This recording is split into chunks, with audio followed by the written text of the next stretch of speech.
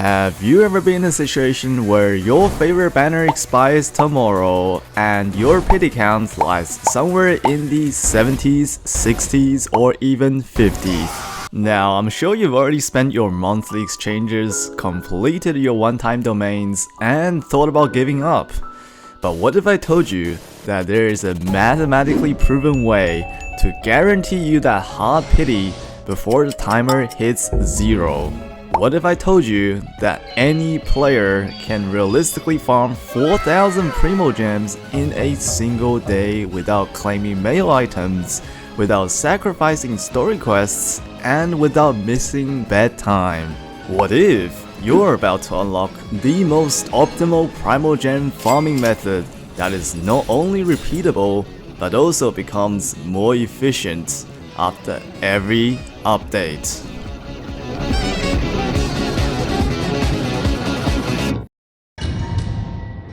Alright, as you can see, I'm starting with exactly 706 Primogems, but before we begin, let's do some elementary school math. Let's set a target of 4,000 Primogems in the next 11 hours, for which we'd have to average 364 Primogems per hour. So let's try to achieve this goal using 3 existing methods seen in most other Primogem farming videos. 1. Completing Archon quests. This means completing 2 acts of Archon quests per hour minimum. Now, I don't know about you, but completing 22 Archon quests in a single day sounds absolutely absurd to me, so that is out of the question. 2. Completing story quests and hangout events. This means completing 6 of them every hour, but for hangout events, you have to reach all endings for it to count as 1. Now, I don't need to explain why this is a horrible idea, even if it's physically possible. 3. Chest hunting. That means opening 1 chest every 49 seconds under the assumption that you average 5 Primogems per chest opened. So this one definitely sounds more feasible, but we need to make some serious improvements to avoid opening an unholy amount of chests. Let's waste no time and get to the strategy. I'm gonna give you my hour by hour plan that I tested during an 11-hour gameplay session. Let's add some more restrictions to make it absolutely realistic. So back to the hour by hour plan. I'm gonna front load the first hour with the highest RI methods. Without breaking the restrictions, I'm gonna do my character trials, complete the current event, and clear 2 floors of Abyss Corridor. Alright, now here comes the good part. How do we get the remaining 2,940 Primogems in just 10 hours? We've already established that doing quests is not a viable option, so the only thing that's left is exploration, but not the way you've been doing exploration. The key insight here is that you want to explore in such a way that you don't travel around too much and earlier objectives contribute towards later objectives. What the heck does that even mean? Now, if you take a look at the list of things a chest gives, you will find not only Primogems but also sigils. And every region, including and after Inazuma, has a place where you can trade in sigils for Primogems. But what most people forget about is that you also get a few extra shrine keys, and every shrine of depths give 40 Primogems as well as 10 more sigils, which can be traded in for more Primogems. Do you see where I'm going with this? Actually, we are gonna incorporate one more source of shrine keys in case some of the chests are locked behind world quests, and that will be upgrading the Statue of 7. I'm gonna select these 2 regions to execute my hybrid exploration strategy, but I want you to know that Natlan is a must due to the current exploration event. First, I'm gonna raise my statue level from 2 to 6, as that will give me 2 extra shrine keys per region. Next, I am going to go around each region and open up as many exquisite, precious, and luxurious chests as possible. until I get enough sigils to raise my sacred Sakura and tablet of Tona to level 10.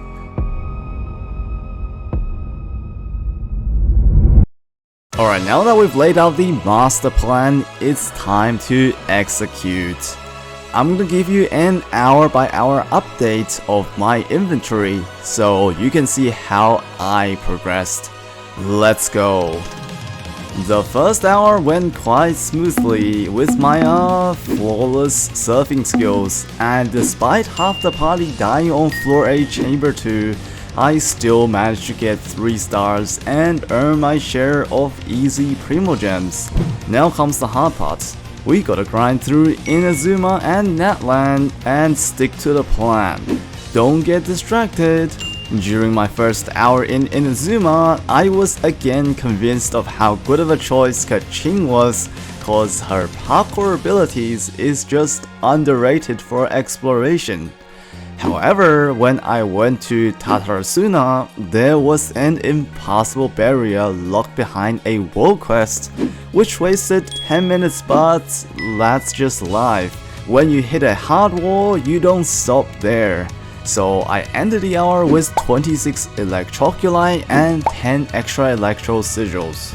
On to my second hour in Inazuma, I spent a large portion of my time in Jakotsu Mine. And I'm super grateful that I pulled Shilonen cause I ain't getting nowhere without her roller skates. The main time waster during this hour was my attempts at solving those Electrogrounded puzzles that I didn't quite understand. And there was also that silly that just went around in a triangle, which made me feel like I'm on the left end of the IQ spectrum. So by the end of this hour, I collected 25 electroculi and 11 electro sigils. During my third hour in Inazuma, my whole team was literally eaten alive by the cannibalistic environment of Amakumo Peak. Yet I still managed to collect the remaining 7 electroculi and upgrade my statue to level 6. After which I opened 2 shrines immediately and obtained 95 sigils in the same hour. So here we are at the 4th and final hour of Inazuma, where I obtained the last 83 electro sigils and upgraded my sacred Sakura to level 10, thus receiving 2 intertwined fates. But we've got no time to waste, so let's move on to the Land of Dragons. My first hour in Natlan was super smooth as I managed to collect a whopping 42 Pyroculi as well as 6 Pyro Sigils. But that's probably because I went for the easiest ones first as things began to get difficult from here on. During my second hour in Natlan, I accidentally ran into a local legend and It was at this moment that he knew. Nevertheless, I still managed to collect 25 Pyroculi and 18 Pyro Sigils, despite taking a 15-minute lunch break. Oh, and winning the Flamingo Challenge on the first try made me feel like my average IQ is restored. During my third hour in Natlan, I was treated like an invisible person by an NPC. Later in the same hour, I entered another underground puzzle, which again made me realize how I'm the reason why the IQ distribution is a negative skew, which is verified by the unsurprising fact that I only collected 17 Pyroculi and 15 Pyro Sigils in this whole hour. And unfortunately, this trend continued in the 4th hour of Natlan exploration, as I somehow arrived at a Pyroculus location without getting the Pyroculus. I mean, it literally says on top of the mountain, so like, am I too dumb to comprehend the meaning behind those deep words? Yeah, I think I'm gonna have to accept that fact, as I only collected 15 Pyroculi and 43 Pyro Sigils in this hour. During my 5th hour in Natlan, I collected 3 more Pyroculi and upgraded my statue to level 6. Then again, I was stuck in this underground research center for what felt like a week, cause the Saurian in that cage probably has a better idea of how to operate the machineries than I do. By the end of this hour, I only obtained 60 more pyro sigils, but there's only 1 hour left, so I went to Starbucks and ordered a grande iced caramel latte, and that was probably the best investment I made in the whole of 2024 as I ramped up a gear in my 6th and final hour of Natlan, beat my personal record in Subway servers, and finally upgraded my tablet of Tona to level 10, which to my surprise gave a sanctifying elixir instead. Maybe I should use it in my next video. Opening the wishing tab, we see 4,838 Primogems as well as 2 intertwined fates, which easily exceeds our original goal of farming 4,000 Primogems. But wait, we haven't claimed our achievements yet, or the tutorials, or the exploration progress rewards. Wait, I'm 1% away.